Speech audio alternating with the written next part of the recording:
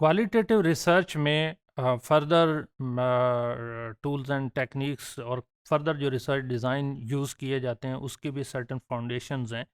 उन फाउंडेशंस को सामने रखते हुए टूल्स एंड टेक्निक्स डिज़ाइन किए जाते हैं। पहला, हम जानते हैं कि अल्फ्रेड शुस की जो फिनोमेनोलॉजिकल मेथड है वो है कि people are the real data, what they say and what they perceive is an important data, और उस डाटा को सामने रखते हुए हम क्रिमिनोलॉजिकल इंटरप्रिटेशंस देते हैं। दूसरा एथनोग्राफी है, जिसके मुताबिक हम किसी एक कल्चर में जाते हैं और जाके उस कल्चर को सामने रखते हुए स्टडी करते हैं और उसकी नरेशन देते हैं, डिस्क्रिप्शन देते हैं, उनके मीनिंग्स जो लोग कल्चर के साथ या कल्चरल एक्शंस के साथ ड्रा कर रहे होते हैं उसको सामने रखते हुए। और तीसरा एथनो मेथडोलॉजी है, यानी लोगों की कॉमन सेंस, उनकी इंटरप्रिटेशन, इसका नॉलेज जो है उसको हम डॉक्यूमेंट करते हैं और उसको फिर हम डॉक्यूमेंट करने के बाद उसका एनालिसिस करते हैं। एथनो मेथडोलॉजी में जो लोगों के इमोशंस हैं, फीलिंग्स हैं, वर्ड्स हैं, ये बहुत इम्पोर्टेंट है। एक्शंस, गेस्चर्स, उसमें हर चीज़ डिस्क्रिप्टिव फॉर्म में होती है। यानी पहले हम जाते हैं, अपने रिस्पोंडेंट को अपने आप को इंट्रोड्यूस करवाया, फिर उसने डाटा दिया, हमने उस डाटा को लिखा, ट्रांसक्राइब किया। ट्रांसक्राइब करने के बाद, जिसको लोग वर्बेटम भी कहते हैं, यानी ओरिजिनल वर्ड्स, उनके ओरिजिनल सेंटेंसेस सामने रखते हुए उस डाटे का फिर एनालिसिस करते हैं। और वो एनालिसिस हम मल्टीपल वेज में, जब हम आगे जाएंगे तो उसमें हम उसका मैथमेटिकल एनालिसिस भी कर सकते हैं और हम उसका थीमेटिक एनालिसिस भी कर सकते हैं। जो मैथमेटिकल फॉर्म में है कि ये एक वर्ड्स उसने कितनी बार बोला, एक वर्ड्स को किस कॉन्टेक्स्ट में बोला, फिर एक वर्ड से क्या हम कोई ड्रॉ कर सकते हैं, मसलन एक वर्ड से कितनी बार उसने बोला तो हम उसका एक मैप बना सकते हैं, ग्राफ बना सकते हैं।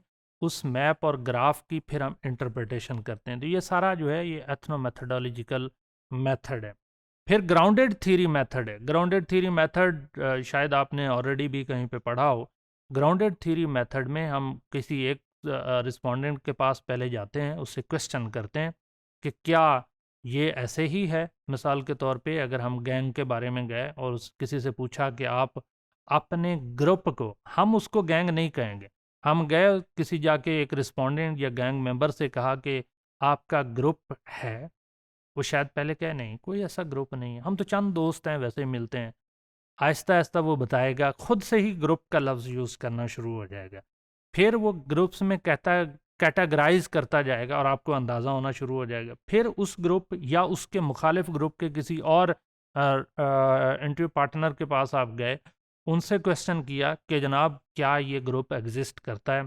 हो सकता है वो उसको ग्रुप ही कहे, हो सकता है उसका गैंग का नेम दे दे। तो फिर हम तीसरे रिस्पोंडेंट के पास चले गए, चौथे, पांचवें। फिर एक पॉइंट आता है जहाँ सैचुरेशन आती है। इस सारे मेथड को ग्राउंडेड थ्योरी मेथड कहते हैं, और जहाँ पॉइंट ऑफ सैचुरेशन आता है, यानी नई इन्फॉर्मेशन आना बंद हो जाती हैं, तो हम उसको थ्योरेटिकल सैम्पलिंग कहते हैं कि यानी वहाँ पे हमारा बात कंप्लीट होगी, अब नई इन्फॉर्मेशन नहीं आना शुरू होगी, तो वहाँ हमारा सैंपल भी कंप्लीट हो जाता है। इसलिए ग्राउंडेड थ्योरी मेथड में कभी भी सैंपल नहीं होता। हम पहले नहीं बता सकते कि हम इतने केसेस लेंगे।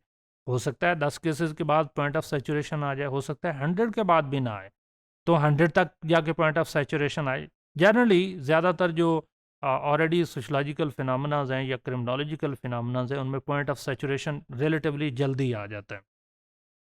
इसके अलावा हमारे पास हिस्टोरिकल कंपैरेटिव रिसर्च है कि ऑलरेडी जितने भी हिस्टोरिकल आर्काइव्स हमारे पढ़े हैं, हम उनका एनालिसिस करते हैं थ्रू कंटेंट एनालिसिस के, जिसके थ्रू हम कोई ऑलरेडी जी क्राइम पैटर्न्स डॉक्यूमेंट हो चुके हैं उसका एनालिसिस करते हैं अक्रॉस हिस्ट्री, क्या चेंज आई क्राइम पैटर्न्स में। तो ये एक मेथड ये भी है स्टडी करने का।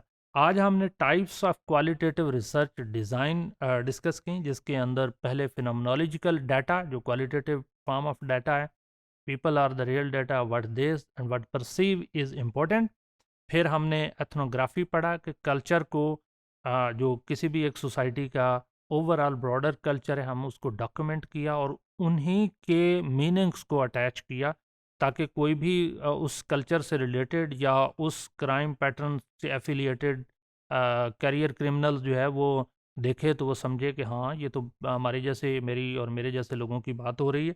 फिर एथनो मेथोडोलॉजी के पीपल्स कॉमन सेंस यहाँ ज़रूरी है कि लोग कैसे परसीव करते हैं एक्शंस को, अपने रिएक्शंस को, और इंटरेक्शंस को क्या मीनिंग्स देते हैं, लाइफ एक्सपीरियंसेस क्या हैं। तो ये हम एथनो मेथोडोलॉजी में डिस्कस करते हैं। ग्राउंडेड थ्योरी मेथड में हम इसी फिनोमेना को डिग आउट करने की कोशिश करते हैं इन अ यूनिक वे, कि एक कॉन्सेप्ट जो है उसको कंक्रीट फॉर्म में ले आए, उस थीम को बिल्ड किया, फिर उनके दरमियान में relationship with talking different people और पॉइंट ऑफ सेचुरेशन पे हमने बंद कर दिया।